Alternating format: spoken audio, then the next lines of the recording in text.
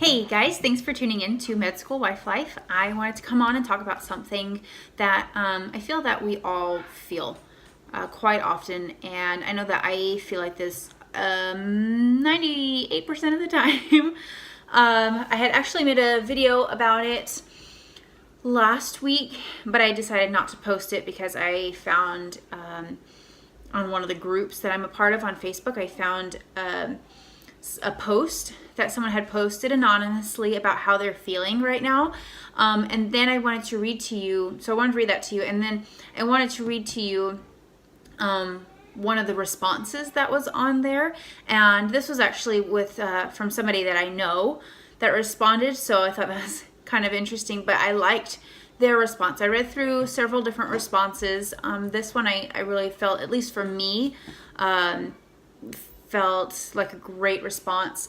So let me read this to you real quick, and then I'll read the response, and we can kind of maybe discuss that a little bit. But it says, all I can think about is leaving. I am feeling extremely neglected and unimportant. My children, me, and my dreams always come second to step study and med school in general, and residency is supposed to be worse. I absolutely love my husband, but I am so scared that once all of the med road has completed, all we'll have left is our kids in common. I feel like a shell of a person, a servant, everything to everyone except myself. I have dreams and aspirations, but they are to take a back seat to my husband's, and I was fine with that until I am now 3 years in and realizing not only do my dreams die, but so does my marriage. I feel so bad talking to him and about this stuff. Every time I do, I know that it makes him feel bad and sad, and that breaks my heart. I don't want to hurt him, and in the end, there's not much he can say or do that really fixes it. Honestly, the only thing that is keeping us from being just roommates is intimacy, and that's due to even more selflessness on my part. Without it, he would just be our roommate. So I have made that a priority because I know it's his love language. Too bad mine is quality time. And then she's just asking, like, if everyone has been there, anybody feel that way. But I feel like this quite often. And the 5 love languages that she's talking about, if you don't know what it is, it's a book. This is backwards. But it's the 5 love languages, and it's by Gary Chapman. And it's really, really awesome. If you haven't read this, I would suggest getting it. It is really great for your spouses. They also have a 5 love languages for children, which I just recently read for book club, and that one is really, really great as well. But this is a really great book to figure out what it is that you personally need, and then what it is that your significant other personally needs, so that you guys can work on those together. But so I would suggest getting this book, and if you have already read this book but you haven't done it recently, I would suggest doing it again, just to see if things have changed. Different situations, circumstances change who we are and what we need, and so I would suggest doing that. But that's a great tool. But I wanted to read her response to it real quick. So this was my friend. And she says, I think you can be happy now. My heart goes out to you because I know exactly how you feel. My love language is quality time, and my husband gives me 30 minutes a day and Sundays just for me. Really limit TV time because that's not quality time. A lot of times I saw him more. That sounds like much, it doesn't sound like much at all, but I only had to do it for 2 years, and it let me know that he loved me and was prioritizing time with me. Dates, I would also suggest you organize and find babysitters for ahead of time. Your husband wants you to be happy, which is why he feels bad when you bring it up, because he feels like he's failing. But if you can talk about it with him and work things out, you can both be happy, him feeling supported and you feeling loved. He will be happier knowing that you're happy. 3rd and 4th years have been awesome.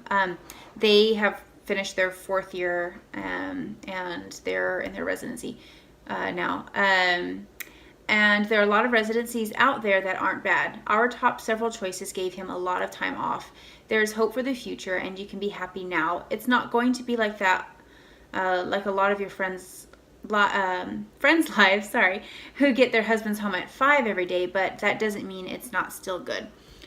And I really liked that response because, first of all, your relationship is not going to be the same as everybody else's. Your relationship is not going to be the same as it was before medical school. Your relationship that you have now is your relationship now. And so what you choose to do with it now depends on you. You can either be the person that says, oh, summertime is here, we're going to go back to the way things were before school starts up again. You can do that, and then you can be disappointed when it's not the same as it used to be. Or you can choose to say, my relationship is no longer what it used to be. This is what it is now. How can I make it what I want it to be? So I would suggest starting there, starting now. And I also loved that she said that her spouse gave her 30 minutes every day, just her. So not I'm coming up for dinner with the family for 30 minutes and then I have to go study, but actual 30 minutes for just you specifically, because the relationship that you have with your significant other is going to be way stronger if you get alone time rather than when you get just family time. All of that time is great, but it's hard to feel like more than just a roommate if you're doing all of your quality time with your kids. So really make it a habit.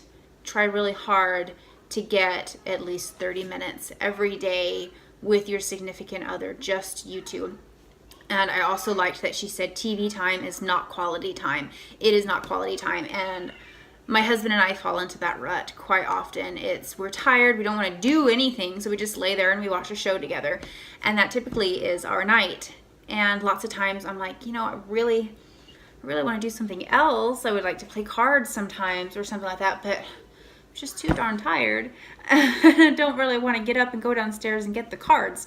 So we end up watching, and I liked that eye opener of that is not quality time. So try and maybe plan ahead and know, like, this is when we're going to have our time together. Let's get everything ready before then. Let's decide what it is that we want to do before that time happens and make sure that we have everything that we need. Making sure that you have that good one-on-one time to talk and to actually spend quality time being with one another, intimate in a way that's not intimate, if you get my drift. Or you could do that as well. That's also great. So I laugh because family's watching. But anyway, and so I really enjoyed that response, and also that she had said that it gets better. It does get better. Not all relationships end badly in medical school. Yes, there are some that do, unfortunately, and a lot of that is people not wanting to try and give it their all, and being stubborn or whatever the case may be. But don't let that be you. If you're feeling like this is getting really difficult, talk to them. It may be uncomfortable. It may make them sad or upset, but isn't that talk making them sad and upset better than you being sad and upset 24/7 and feeling alone? Like, it's just so much better. So talk about it, figure out what you guys can do, and your relationship's going to be constantly changing. So keep changing with it, keep going and rolling with it, figuring out new things of how to keep things going, how to keep everyone happy.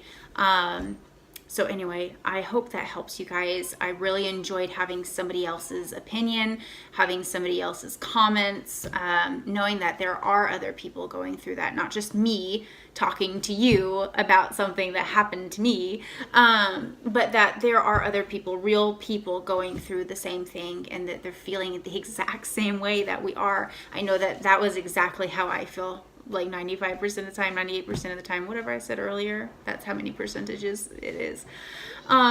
So I hope that you get some comfort and some relief from this. And I hope that you guys enjoy the rest of your week, the weekend, all of those things. Enjoy Martin Luther King Jr. Day. That's going to be great. Such a great day to celebrate on that day. So don't overlook it. Don't think it's just a day off. Celebrate that day and everything that it stands for. I won't go into it, but it's a great day. So have a great weekend. Enjoy the extra day to celebrate, and I'll talk to you guys later. Bye.